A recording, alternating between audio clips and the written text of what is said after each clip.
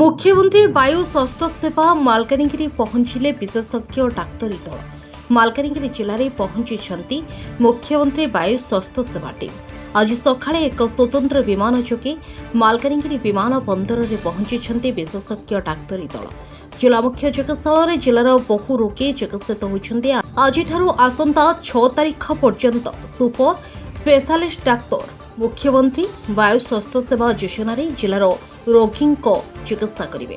आज पूर्वाह्न 6 जणिया विशेषज्ञ टीम स्वतंत्र विमान जोगे पहुंची मालकानगिरी विमान बंदर में। विशेषज्ञ टीम रे neurology, nephrology, cardiology, gastroenterology, urology, anaesthesia विशेषज्ञ प्रमुख मालकानगिरी जिला मुख्य चिकित्सालय पहुंची रोगी को सेवा जोगाउछंती। तेबे समस्त डाक्तर एससीबी मेडिकल कॉलेज बुली कहते अतिरिक्त जिला चिकित्सा अधिकारी ब्रजबंधु दास।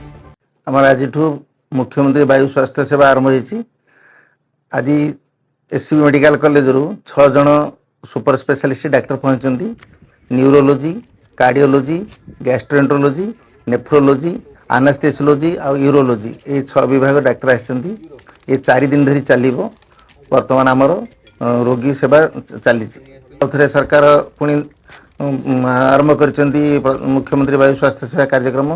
तेणु या द्वारा आमर जेहेतु प्रचार होती समस्त ब्लॉक रे लोक मान सचेतन करा एवं मालकानगिरी टाउन में कहुई लोक वर्तमान चिकित्सा आसी आशा करुँच बहु संख्या लोक आसबे आ ये सुपर स्पेशलिटी सुविधा लोक उपलब्ध करेंगे।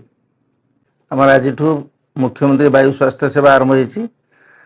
आज एससीबी मेडिकल कॉलेज रु 6 जन सुपर स्पेशलिस्ट डाक्तर पहुंचती। न्यूरोलोजी, कार्डियोलोजी, गैस्ट्रोएंट्रोलोजी, नेफ्रोलोजी, आनास्थेसियोलॉजी और यूरोलोजी ये 6 विभाग डाक्तर आसछंती। ये 4 दिन धरी चलिबो।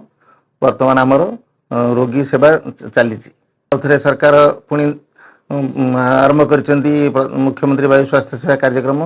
तेणु या द्वारा आमर जेहेतु प्रचार होती समस्त ब्लॉक रे लोक मान सचेतन करा एवं मालकानगिरी टाउन में कहुई लोक वर्तमान चिकित्सा आसी आशा करुँच बहु संख्या लोक आसबे आ ये सुपर स्पेशलिटी सुविधा लोक उपलब्ध करेंगे।